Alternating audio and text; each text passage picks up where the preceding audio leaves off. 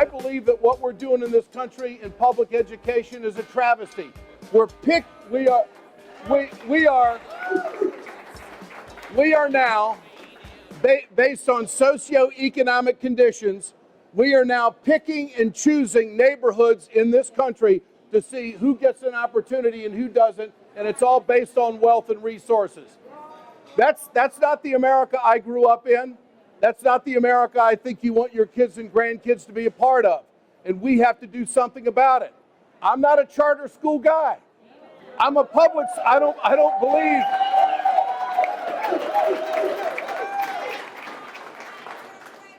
I don't believe it's all the teacher's fault.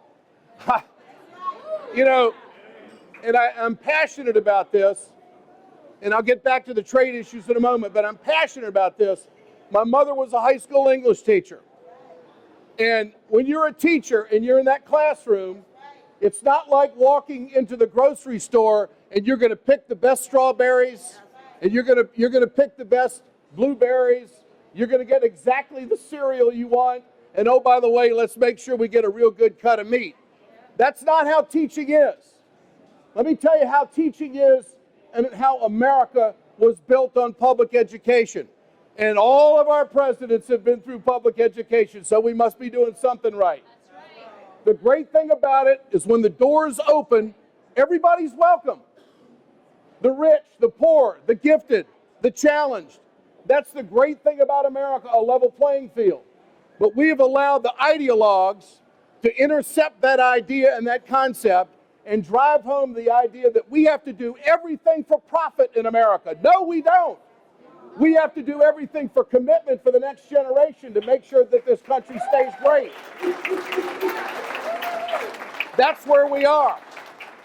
And so I totally disagree with what's going on in Chicago, and I hope it never reaches Cleveland, and maybe it has, to pick and choose a neighborhood that we're going to close this school. Oh, well, they're too poor. Well, we can't tax them because the property values are so low, so we can't raise the property taxes, so we got to shut down the system, and oh, by the way, the teachers' unions are at fault. That is bullshit. That's exactly what that is. But most of all, what is that? It's not fair. And Americans know what fairness is. Americans know what a fair share of taxes is. Americans know what fairness is when your whole family becomes bankrupt because someone in your family got cancer and you didn't have insurance. Now, when you think about these things,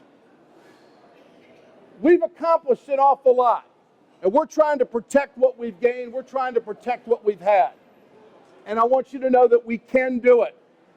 We can do it. We can stop a trade agreement that's going to gut American jobs. Yesterday, I was in Lorain, Ohio. There's this feeling amongst Americans right now that we're mad at Washington that they're not representing us and doing what they should do. This is why Trump is doing what he's doing with the Republicans. He's not a Washington guy, he's a business guy. He's trumping them up big time. Over on the other side, basically the same thing is happening with the surgence of Bernie Sanders.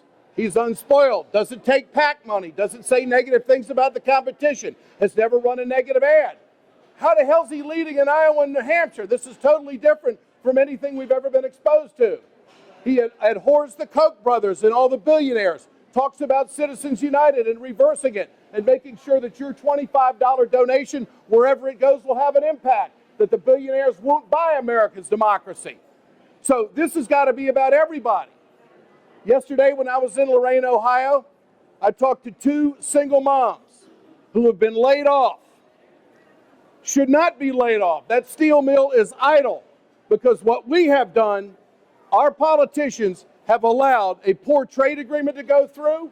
Our politicians have allowed the illegal, not legal, the illegal dumping of steel on our market. And it's flooded the market to the point where it's going to take months of supply and demand before those plants are ever running again. So when you go down to Main Street on Lorain, Ohio, and this is what America's missing right now, and you talk to that single mom, and she has to explain to her 14-year-old who's excited to be going to high school that her mom doesn't have a job anymore and she doesn't know what's going to happen and she can't raise them the way she used to because things are tight and things are scary, because this slowdown in the steel industry is a hell of a lot different from anything else we've ever seen. Believe me, the Trans-Pacific Partnership will drive us into the grave economically if we think that our workers are expected to compete with workers from Vietnam for 45 cents an hour. We have the best workforce, we have the most productive workforce, and all we're doing is cutting deals that's hurting that workforce and hurting the middle class. Now, my message tomorrow night to the AFL-CIO State Convention in Ohio is that it is about time for organized labor in this country to realize, whatever union you're in, whatever your profession is, that when you take somebody to the dance, make sure they dance with you. And this is what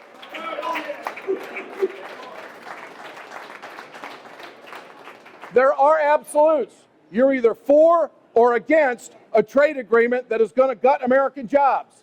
You don't need a long dissertation and a long answer to explain the ifs, ands, and buts about the Trans-Pacific Partnership. This pivot to Asia that the Obama administration and these trade negotiators are talking about is going to do nothing but destroy industries in this country, force us to compete at a lower rate, destroy the American dream. There was a story out just 2 days ago about how renters is now going to be at an all-time high within the next 5 years in America.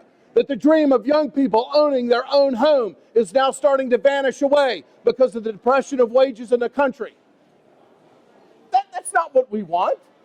That isn't where we are. We have to make sure that our representatives and senators know that their loyalty has to be to the American workers, to the American family, and not to some damn pivot to Asia so Wall Street can make more money. That's what this is about.